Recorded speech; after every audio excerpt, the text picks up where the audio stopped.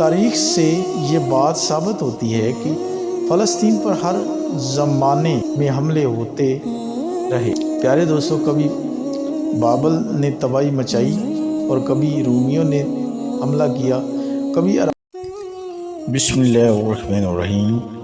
شروع اللہ کے نام سے جو بڑا مہربان اور نہایت رحم کرنے والا ہے۔ پیارے دوستو، حضرت سلیمان علیہ السلام کا واقعہ۔ حضرت سلیمان علیہ السلام بہت پیارے نبی اور پیغمبر تھے۔ پیارے دوستو، ان کے پاس پوری کائنات کی ملکیت تھی۔ اللہ تعالیٰ نے ان کے پاس بہت بڑی طاقت رکھی ہوئی تھی۔ پیارے دوستو، حضرت سلیمان علیہ السلام اللہ کے پیارے پیغمبر تھے۔ پیارے دوستو، اور بادشاہ بھی آپ حضرت داؤد علیہ السلام کے بیٹے تھے۔ پیارے دوستو، باپ کے وفات کے بعد تخت کے وارث ہوئے۔ آپ کے پاس ایک انگوٹھی تھی جس میں اللہ نے ایک خاص خوبی رکھی تھی۔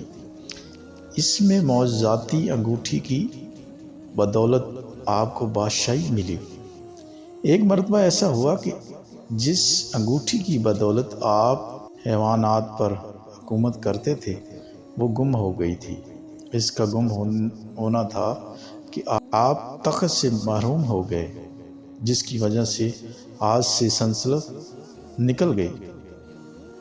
پیارے دوستو، یہ انگوٹھی شیطان کے ہاتھ لگ گئی تھی۔ کچھ عرصہ بعد شیطان کے ہاتھ سے دریا میں گر گئی۔ انگوٹھی مچھلی کا نوالہ بن گئی تھی۔ پیارے دوستو، ایک مرتبہ مچھیروں نے مچھلی پکڑنے کے لیے دریا میں جال ڈالا تو یہ مچھلی بھی جال میں آ گئی۔ مچھیرے بازار لے گئے اور بیچ دیا۔ حضرت سلیمان علیہ السلام کی خادموں نے مچھلی خریدی۔ کی بات ہے، یہی مچھلی خادموں کے ہاتھ لگ گئی۔ مچھلی محل میں لائی گئی۔ پیارے دوستو، مچھلی کو صاف کرنے کے لیے جب پیٹ چاک کیا گیا تو اس میں سے گم شدہ انگوٹھی مل گئی۔ پیارے دوستو، حضرت سلیمان علیہ السلام کی قسمت جاگ گئی۔ انگوٹھی کی بدولت آپ علیہ السلام دوبارہ سلطنت کے مالک بن گئے۔ بتایا جاتا ہے کہ انگوٹھی پر اس میں عظیم قدا تھا۔ جنات بھی آپ کے تابع تھے۔ آپ اپنے بیشتر کام اپنے جنوں سے کروا لیا کرتے تھے۔ حضرت سلیمان علیہ السلام میں ایسی حیرت انگیز خوبیاں تھیں کہ جو کسی بادشاہ میں نہیں تھی اور نہ قیامت تک کسی کو نصیب ہوں گی۔ پیارے دوستو، ایک مرتبہ کا ذکر ہے کہ حضرت سلیمان علیہ السلام نے اللہ سے دعا مانگی تھی کہ میرے بعد آنے والوں کو بھی ایسی حکومت نصیب نہ ہو۔ آپ علیہ السلام کی دعا قبول ہوئی۔ آپ علیہ السلام انسانوں اور جنوں اور حیوانوں اور ہوا پر بھی حکومت کرنے لگے تھے۔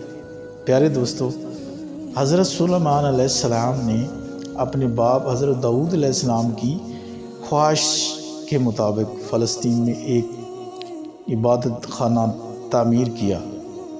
اگرچہ تعمیر کرنے کے ارادہ حضرت داؤد علیہ السلام نے اپنی زندگی میں کیا تھا، لیکن زندگی میں ان کی یہ خواہش پوری نہیں ہوئی۔ تاہم انہوں نے اپنی خواہش کے مطابق عبادت خانہ کی جگہ منتخب کر دی تھی۔ حضرت داؤد علیہ السلام کے بعد حضرت سلیمان علیہ السلام نے اپنے دور حکومت میں عبادت خانہ تعمیر کروایا۔ اس لیے اس عبادت خانہ کا نام ہیکل سلیمانی پڑھا جاتا ہے۔ ہیکل سلیمانی کی تعمیر ایک قبل مسیح میں ہوئی۔ تعمیر کا کام 7 سال تک جاری رہا۔ روایت کے مطابق بہت بھاری تعداد میں لوگوں نے تعمیر کے کام میں حصہ لیا۔ بعض روایت کے مطابق 2 लाख मजदूरों ने काम किया۔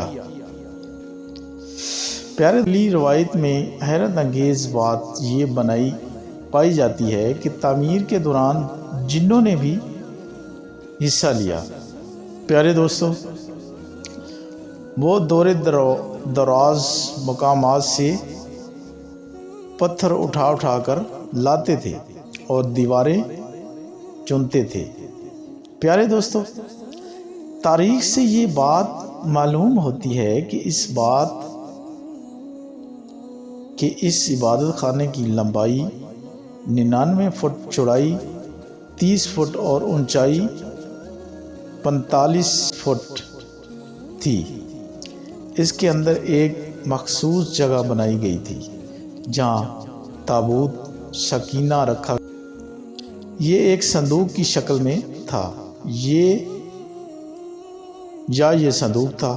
یہ بہت متکبر بنایا جاتا ہے کہ اس میں یہودیوں کے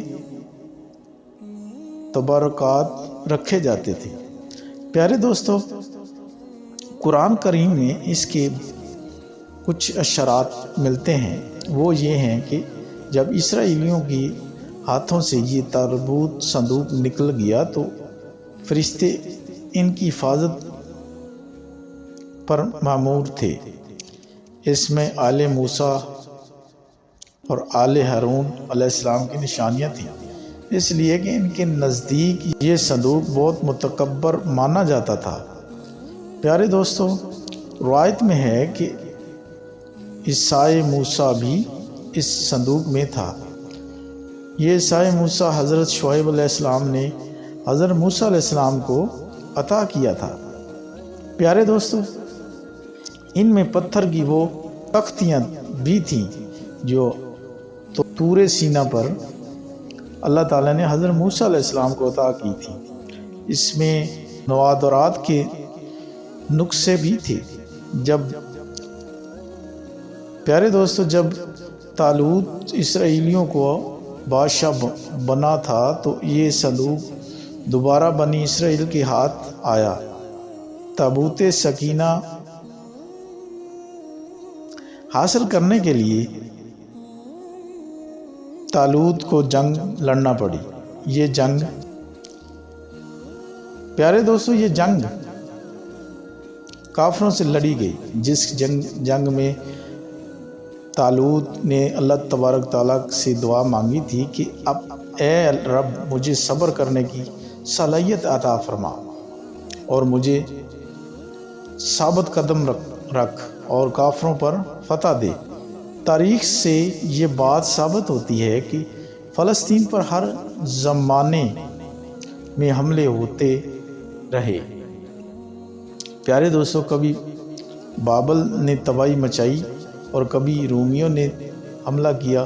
کبھی عراق کا قدیم نام بابل تھا جس نے بھی حملہ کیا۔ حضرت سلیمان علیہ السلام کا تعمیر کیا ہوا عبادات خانہ ہیکل سلیمانی کو بھی نشانہ بناتا رہا۔ پیارے دوستو، ایک مرتبہ بابل کا بادشاہ بخت نصرت نے فلسطین پر حملہ کیا اور ہیکل سلیمانی کو تخت و تاراج کیا اور اسرائیلیوں کو قتل عام کیا۔ پیارے دوستو، بخت نصرت فلسطین سے 10 لاکھ یہودیوں کو خرید کر عراق لے گیا اور وہاں غلام بنایا۔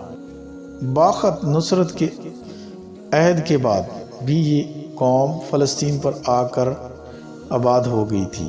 رومی بھی اکثر فلسطین پر حملہ کرتے تھے۔ ہیکل سلیمانی کے جو بھی نشانات تھے حملوں کی زد میں آ کر مٹتے رہے۔ آخر میں رومیوں کے ایک بادشاہ ٹیٹس نے ہیکل سلیمانی کو آگ لگا کر بالکل تباہ کر دیا، حتیٰ کہ اس کے باوجود کی نصیت و نابود ہو کر رہ گئی۔ یہودیوں کا دعویٰ ہے کہ ہیکل سلیمانی کی زمین پر مسجد اقصیٰ تعمیر کی گئی ہے، اس لیے یہ یہودیوں کی ملکیت ہے۔ آج بھی یہ تنازع ایک مسئلہ بنا ہوا ہے کہ جس کی وجہ سے بیت المقدس کی سرزمین پر آج تک جنگ جاری ہے۔ اسرائیل مسجد اقصیٰ کو شہید کرنے کی کوشش میں لگے ہوئے ہیں۔ حضرت سلیمان علیہ السلام اللہ پر یقین کامل رکھتے تھے اور ہر معاملے میں اللہ تعالیٰ پر بھروسہ کرتے تھے۔ آپ علیہ السلام ہمیشہ اللہ کا کرشمہ اور اس کی کارسازی دیکھنے کی کوشش رکھتے تھے۔